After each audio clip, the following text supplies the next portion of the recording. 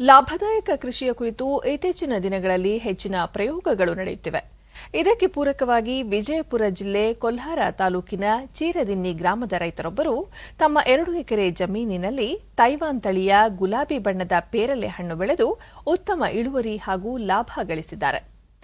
ರೈತ ಕೃಷ್ಣೇಗೌಡ ಪಾಟೀಲ್ ತಮ್ಮ 70 ಎಕರೆ ಜಮೀನಿನಲ್ಲಿ ಬಹುಬೆಳೆ ಬೇಸಾಯ ಪದ್ಧತಿ ಅಳವಡಿಸಿಕೊಂಡು ಲಾಭದಾಯಕ ಕೃಷಿಕರಾಗಿದ್ದಾರೆ.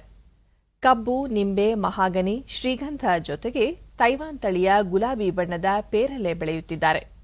ಹನಿ ನೀರಾವರಿ ಪದ್ಧತಿಯಲ್ಲಿ ಪೇರಲೆ ಸಸಿಗಳನ್ನು ಬೆಳೆಸಿದ್ದು ಇದೀಗ ಉತ್ತಮ ಫಸಲು ದೊರೆತಿದೆ.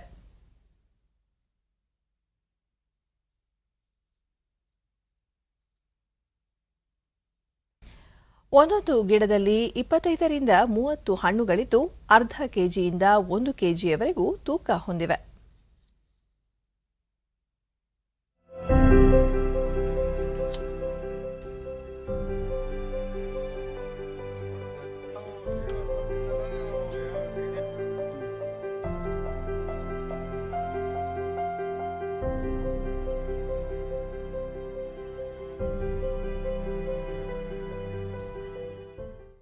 ನಾವು ಮೆಕ್ಕೆಜೋಳ, ತೊಗರಿ.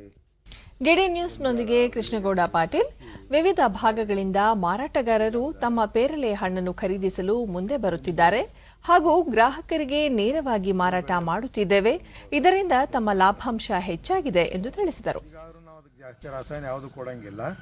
ಡ್ರಿಪ್ ಮುಖಾಂತರ ಕೊಟ್ಟರು ಡಿಕಾಂಪೋಸ್ ಕೊಡ್ತೀವಿ. ಮತ್ತು ಅದರಾಗ ಡಿಕಾಂಪೋಸ್ ನಾವು ಪೇರ್ಲೆಗೆ ಏನು ಅಳೆದು ಉಳಿದಿರ್ತಾವಲ್ಲ, ಪೇರ್ಲ ಜಾಸ್ತಿ ಹಣ್ಣಾಗಿ ಕೊಳೆಗೆ ಬಂದಿರ್ತಾವಲ್ಲ, ಅವನ್ನೆಲ್ಲ ಆರಿಸಿ ತಂದು ಒಂದು ಹೊಂಡಕ್ಕೆ ಹಾಕಿ ಅಲ್ಲೇ ಡಿಕಾಂಪೋಸ್ ತಯಾರು ಮಾಡ್ತೀವಿ.